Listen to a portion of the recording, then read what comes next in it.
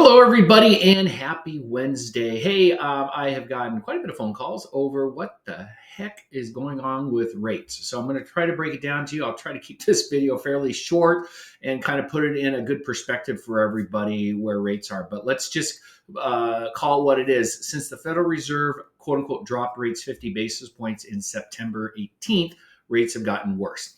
There's been a couple of different things of why rates gotten worse. I'm going to kind of break it down for you. So this is mortgage rates. And as green is good, of course, red is bad. As this goes up, interest rates go down. And as this goes down, interest rates go up. So our first point of contact is going to be right here, which is September 18th. This is when the Federal Reserve dropped rates a half a point. There was the betting man was that rates were going to only drop. They were only going to drop a quarter point, and then they would give some forward guidance on the rest of the year. And they did. They gave some forward guidance that we're going to drop a half a point. And then they also said that in the next few months, so in November and December, when they meet again, there's another half a point. So a full point for this year. That caught everybody a little bit off guard.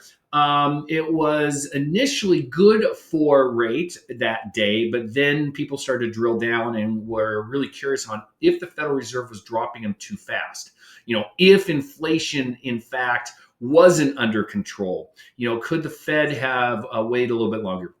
Me personally, it was nice of them to drop the rate. It didn't really affect mortgage rates because actually mortgage rates went up that day. I would like them to hold off a little bit and let's see where inflation was going. So that was problem number one we had. So then we traded down. So rates worsened over the next few weeks, all the way until October 4th.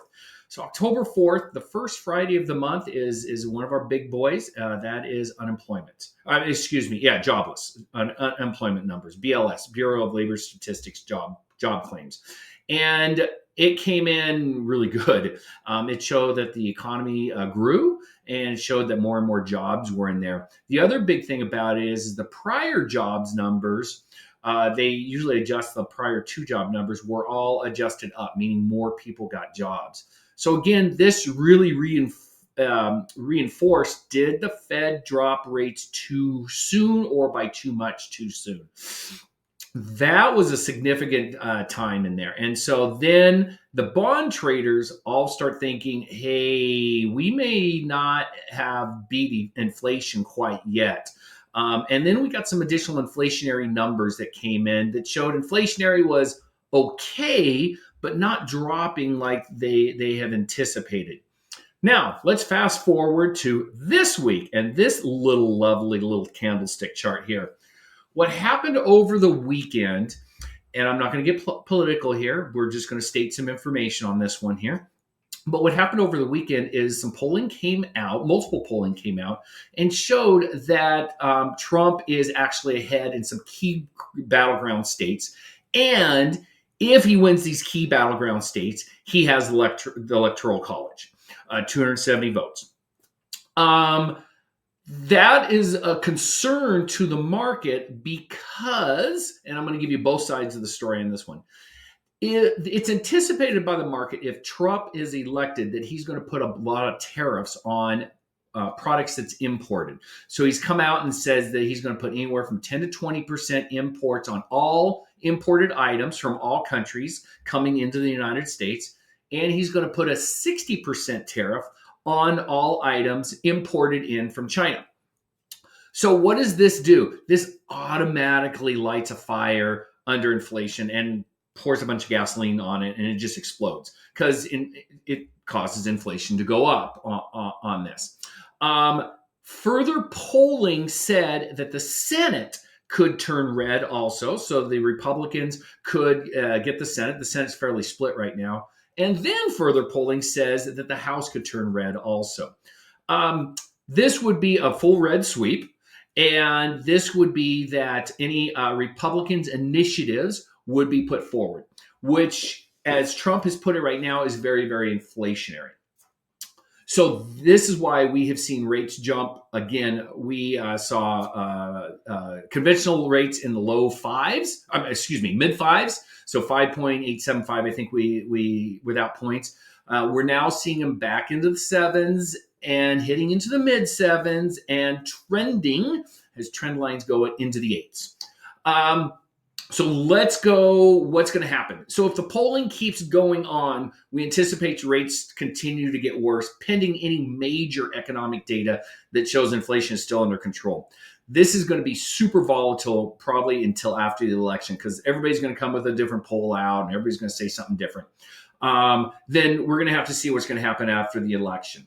Now, let's flip sides and let's say all of a sudden we get a poll out, let's call it this Sunday, and it shows Harris is going to go as Harris is going to win the election, and that the Senate or the House is going to go blue either, or let's say they just all go blue. So we totally flip it again.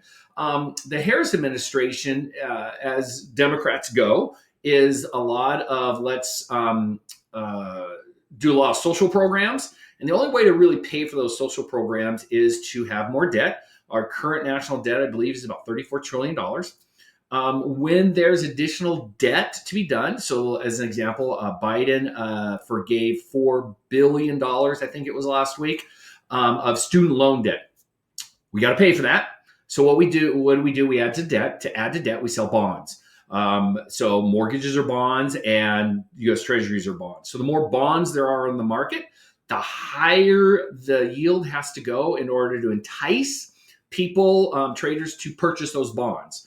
And the higher the yield, the more interest rates go up. So it's really darned if I do, darned if I don't on who wins it at this point in time. Is it going to be significantly higher because we have more debt?